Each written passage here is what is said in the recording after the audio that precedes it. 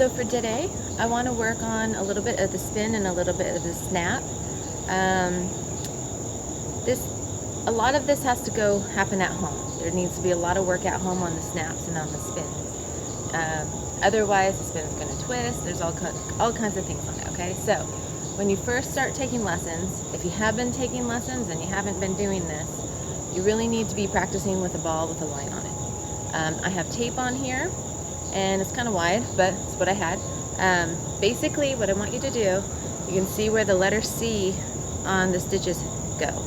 You're going to put a tape right around that C, and you want to put your fingers on that tape just like this, okay? So kind of what I say, the pads are right above the seam. You can see the pads of my fingers, or sometimes I say that little crinkle in your fingers, kind of grip onto that seam, okay? Your thumb is over here. I can grab onto the seam right there. So that's a great place to be. Sometimes if your hands are big enough and get back onto that grip again, my hand has to get over here. I can't get all the way on that line. The other thing, this is a pretty good pinky. Don't do this. I see a lot of girls doing that. That's not helping. So let's get a good grip on it, okay?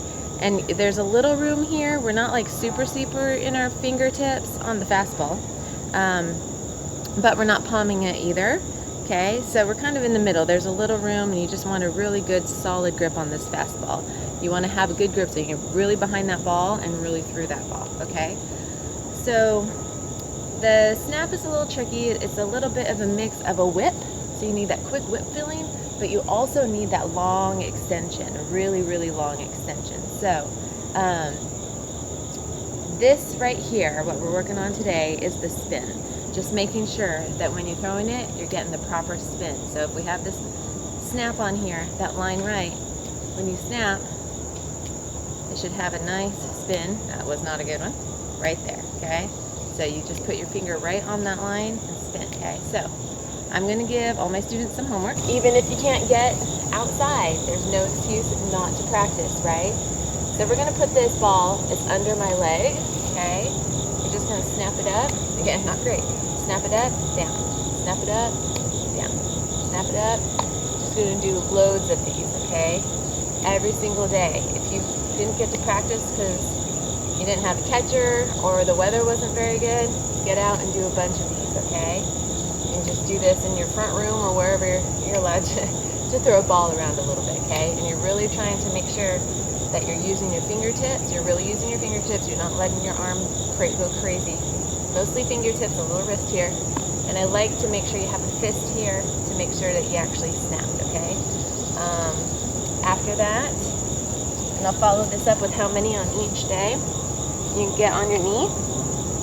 Same thing, just kind of rest your hand here on your knee so that you're not swinging your elbow. You don't want to be snapping from your elbow. You want to be snapping from your wrist. So you're just going to come back here, nice toss up, nice toss up, okay? Just nice and relaxed and get that line as straight as possible so you can feel it come off all these 3 fingers. It really comes off all those fingers. If it's coming off the side, we have bad spin. If you're behind that ball, that's the strongest snap you've got. All 3 of these fingers really behind that ball. If it comes off the side, it's not going to be the fastest pitch you could pitch, okay? It doesn't reach your potential. So you're here. Just kind of hold your hand out so you're not like doing a lot of elbow stuff. But right here, just kind of snap. Kind of tuck the elbow in just for the feeling of your wrists and fingers going here, okay? There. So when you snap, you can see I've completely turned my wrist and I've done a full fist right here. I usually say, like, when you snap, you can see little wrinkles in your wrist. And if you can't see the wrinkles, you're not doing it right. So those are 3. We were under our knee, we're resting on our knee, we've done some snaps just to ourselves. We can do this every single day, and which would really improve that snap coming off all those 3 fingers, the tips, okay? So the next one would be adding a windmill to it. You can do this all by yourself, okay? So you just kind of maybe stand in your position, your 45-degree position that I like you always standing in, okay? You can come around and snap right up to yourself, okay? So come around and right up to yourself. Just trying to get a nice